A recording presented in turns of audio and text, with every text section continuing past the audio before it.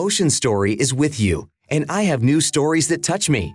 My mother is engaged to George, and they are set on creating a symbolic image of a wedding that reflects their desire to form a new family abode that includes me, my mom, George, and his 3 children, a high schooler and 2 preschoolers.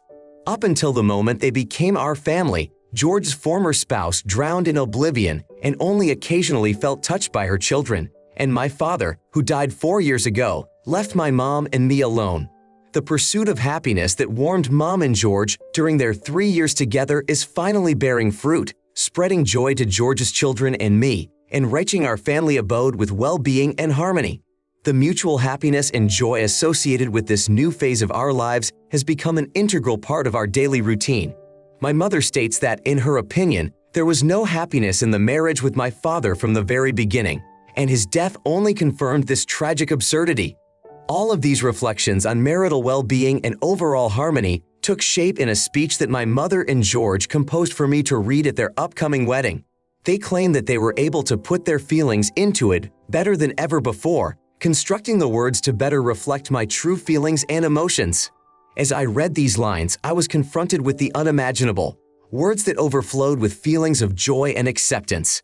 How great is the joy that our home is now complete and legislated. Never would I have changed my path in life, for it is the path that has brought us to this happy moment. Our family is the most precious thing that has happened to me.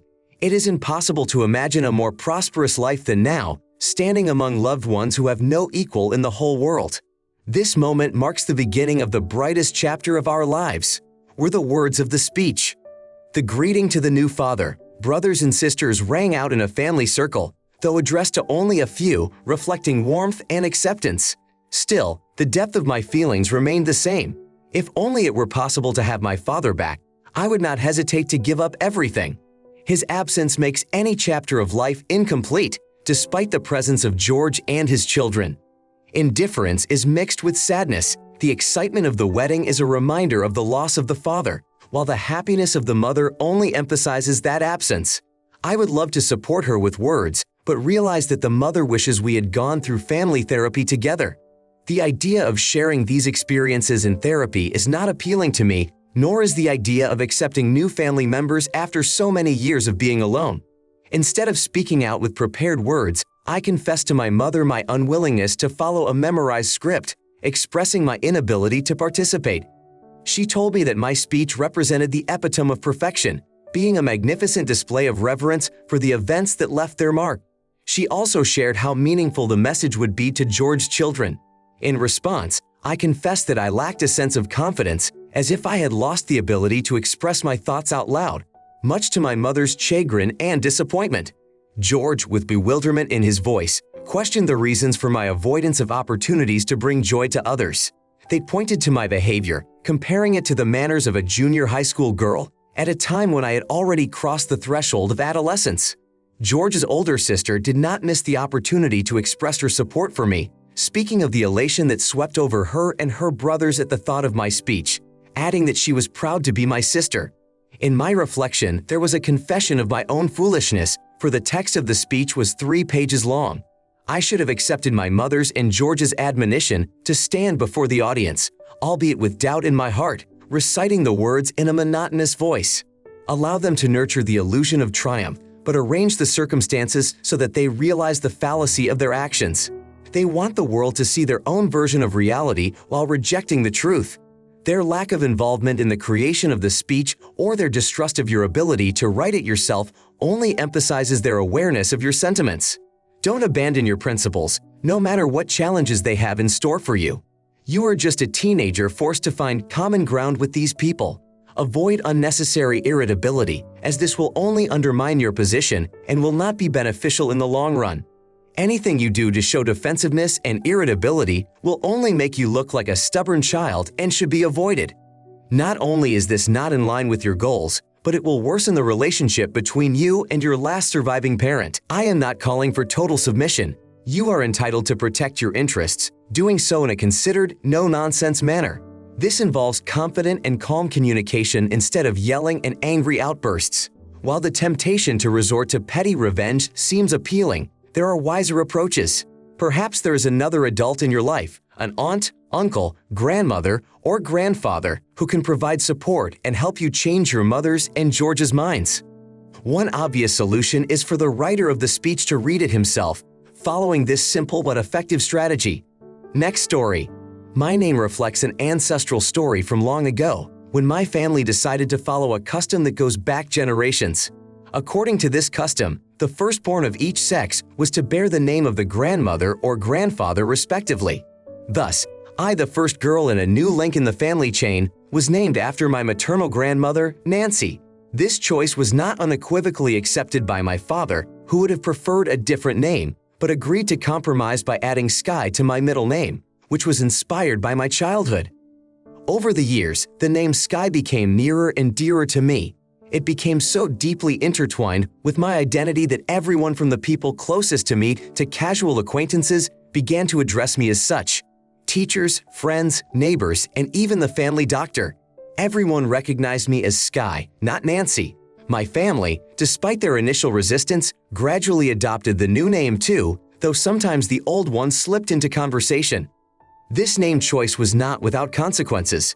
My grandmother Nancy felt the bitterness of loss, seeing the name given in her honor go unclaimed. My mother also felt a hidden disappointment, for it was she who wanted to keep the tradition alive, but at the same time she could not deny her attachment to the name Sky, accepting it as a middle name, yielding to my father's wishes. As I approached adulthood, I considered the possibility of changing my name, standing on the threshold of a new life. However, the decision felt like chaos and unresolved questions, as each name carried a part of my history and self. As Christmas approached, my family, including my mom, my grandmother, and other relatives on my mom's side of the family, approached me with the suggestion that I go back to using the name Nancy. Grandma delicately expressed her feelings, emphasizing how much the name meant to her. She assured me that as I grew older, the name Nancy would cease to seem outdated or unpleasant. Mom, on the other hand, insisted that Sky wasn't the right choice for my adult life, arguing that Nancy sounded much more euphonious and serious. She reminded me that Nancy was my true name, and that not using it in adulthood might be misguided. Other family members have also expressed the opinion that I should adopt the name to please my grandmother or to avoid appearing to reject respect for my mother. At a family meeting last Wednesday, my mother and grandmother brought up the issue again, urging me to switch to using the name Nancy. They explained that for many years I had lived under the name Sky, but it was time for me to grow up and adopt my real name along with my last name. My mom shared her worries about the reaction of others who interpreted my choice as a rejection of my family roots or even a dislike of my grandmother. In response to their insistence, I tried to explain that Sky was the identity I had chosen for myself. I emphasized that I live with a name that I consider to be a reflection of who I am, and while this may be difficult for my family, my preference remains the same. I am Sky, and that is the name by which I present myself to the world, despite traditions and expectations. My father, who has become my ally in this family drama, has made attempts to convince my mother to back down from her demands.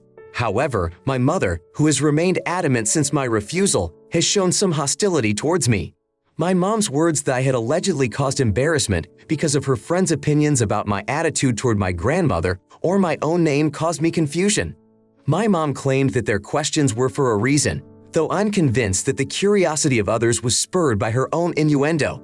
In fact, few outside people are interested in the details of our family feuds. Mom mistakenly called me an idiot for my persistence, but no one really questioned her words. It became clear to me that Mom was playing her own games, trying to manipulate the situation. She reminded me that Sky was my real name, listed on my birth certificate as my middle name, but no less mine. I am entitled to lead my life, to learn, to work, and those around me can address me exactly as I prefer. Mom offered the compromise that Grandma could call me Nancy if that was my wish, but also reminded me of the possibility of legally removing the Nancy part of my name from my document if the pressure became unbearable. My mother and father, who used their middle names, emphasized the normality of this choice, emphasizing the freedom of self-identification. Finally, my mother suggested that I ask her a question in private about whether she had ever really wished to name me Nancy. Perhaps behind her desire to preserve tradition lay a sense of obligation imposed by family expectations. This revelation could shed light on Mom's true motives, offering a new path to understanding and possible reconciliation. Now I want to tell a different story. My passion for cooking is revealed in the magic of baking. I often delight friends and family with cakes and other sweets. The magical year of 2018 was marked by meeting my husband's in-laws, including my future daughter-in-law, who soon entrusted me with the task of baking a birthday cake for her daughter's birthday. This event, scheduled for an October weekend, was the subject of our detailed discussions. Although it was not the first time I had taken on such a task, it was my first official challenge as a daughter-in-law, which made me feel like an integral part of this large family. 3 days ago, on the eve of the holiday, I went shopping and encountered a person who, despite being a part of our family circle, makes me more averse than sympathetic. This person is notorious for her tendency to spread gossip and does not hide her anger by being the transmitter of bad news. Always trying to treat people politely, I usually avoid talking to her, but this time she stopped me on my way out of the house and asked a question that might have seemed mundane but was drenched in insincerity. Asking about plans to expand our family with my husband, she mentioned my past as a foster child, emphasizing my different fate. Her words, masked as caring, actually carried rigidity and intrusiveness, pointing to the alleged fears of in-laws and my sister-in-law about our children's future. In the evening, when my husband returned from work, I shared with him my experiences, which, while they may have seemed insignificant to some, meant betrayal to me. I had entrusted his family with my most intimate things, hoping they would understand and respect my request for privacy. However, they did exactly what I asked them not to do, revealing my personal history to others. This was a blow to me, for I had sought to protect my story from prying eyes and ears. My husband, not hiding his indignation, went to his parents and sister for an explanation. They responded with a defense of their actions, claiming that they had only shared the information with a few close people. However, even this defense could not justify their actions in my husband's eyes. The daughter-in-law, trying to justify herself, said that the information would have come out sooner or later, to which my husband parried by asking how, if we had not decided to share it ourselves. My personal history is complicated. My biological parents were married to other people and had children from those marriages when an affair erupted between them, resulting in me. By the time I was born, the children from their first marriages were already adults or approaching that age. The tragedy that occurred the day before my 5th birthday, when we were in a car accident, was a turning point in my life. After that, neither of my parents' families wanted to take responsibility for me, and I spent the rest of my childhood in foster care. After it became clear that no apology was forthcoming and that the family members did not feel sincere regret for their actions, I realized that they did not feel the depth of the harm they had done to me. In a moment of revelation, I asked my sister-in-law for a private moment and, with collectedness and firmness, informed her of my decision not to bake the cake. My decision was in response to her actions that were so clearly against my wishes and showed insensitivity to the pain I had caused. Her response was explosive. She reminded me of her approaching birthday, only 3 days away. My husband, staunchly supportive of me in this decision, described how his phone was flooded with messages from her and his parents, forcing him to block their contact. My doubts about my own appropriateness in deciding to refuse the request at such short notice hesitated me, causing me to reevaluate my actions. However, I realized that I was not an idiot for my refusal. It was all about the fact that despite outwardly accepting me as a member of the family and expecting me to bake cakes, they had failed to keep my personal history private when I made it clear that I did not wish to do so. This was not just a breach of trust, but an indication of their attitude towards me, which emphasized the value of setting boundaries in relationships. Sincere relief swept over me at the thought of my husband's support in not allowing this situation to erode our own principles and boundaries, something we both value. Learning of your trial and struggle fills my heart with deep regret. It is certainly a test of the soul, piercing every string of feeling. As the ancient wisdom says, a secret can only be kept by two, provided one of them is unable to narrate it further. Hence, when trust is shared even with a single soul, it can echo in the hearts of dozens. However, your husband's in-laws will have no trouble ordering a cake from the nearest store, decorated with the name and icing, just a couple of days before the event. Such a choice was already once made by me. If their organizational skills fail them, there is an option to purchase a regular store cake even a day before the desired moment. The behavior of a whole group of your husband's relatives seems truly intolerable.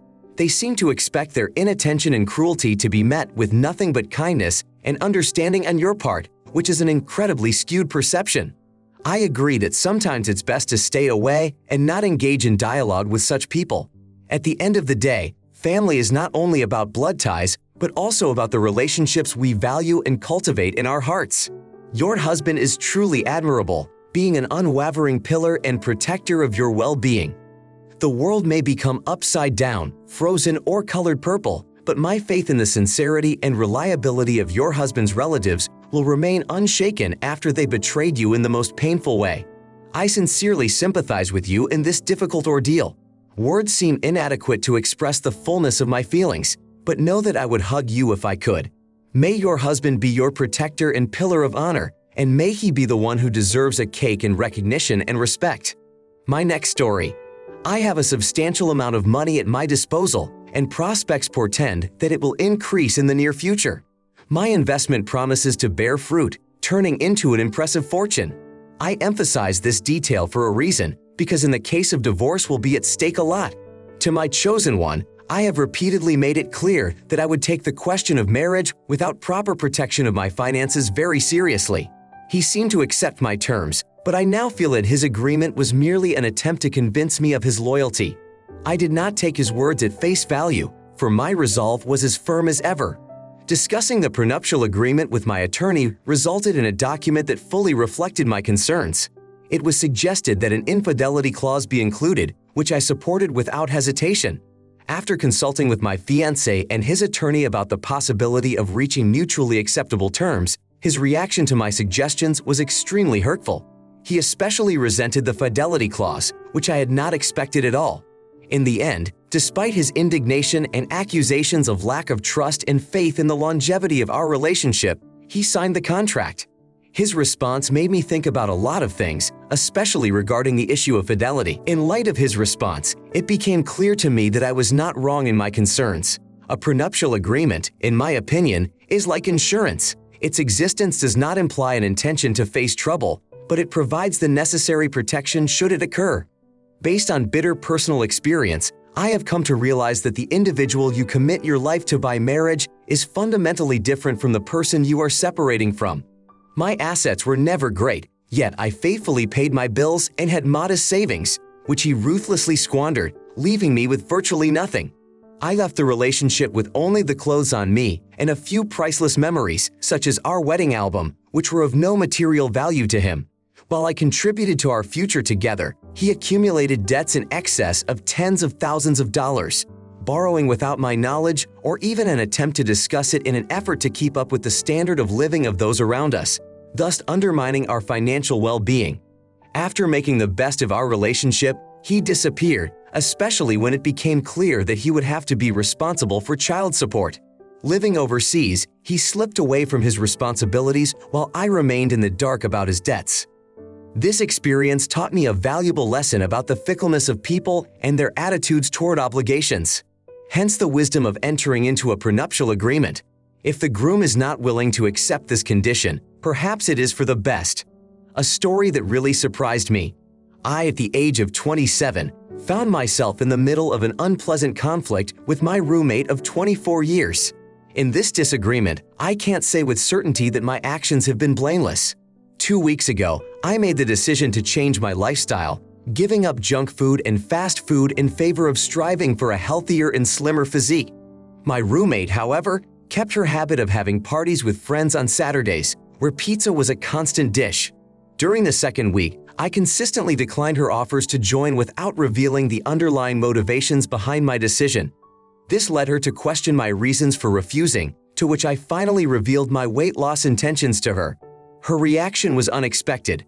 While claiming that I was already slim enough and did not need to lose weight, she was clearly puzzled by my statement about my own fullness, which caused her visible distress. In response to her question about how I could make such a comment, I tried to remain neutral, emphasizing that everyone has the right to decide what she wants to do with her own body and that what matters most is personal satisfaction with her image. I tried to avoid any value judgments, for I am convinced that everyone has the right to do with her body as she sees fit, without being judged by outsiders. I am quite aware of why my neighbor might have felt irritated and offended by my words. After all, if I had a slender figure and called myself full, it might have sounded inappropriate and even hurtful to her. However, my words about my own weight were nothing more than an acknowledgement of reality, not an attempt to embellish or lighten the situation by using softer terms like chubby or large. My quest to lose weight is a personal choice to improve my health, not self-criticism. When my neighbor, Brenda, pointed out my weight, I didn't feel like an idiot for my choice. I believe everyone is entitled to their opinion, but also to personal boundaries, especially when it comes to health and well-being. It is important to remember that actions to improve one's own health should not elicit a negative reaction from others. After all, they are not the protagonists in our lives. My words and actions were focused solely on my own needs and well-being. Criticism of those who seek a healthier lifestyle often comes from misunderstandings and personal insecurities.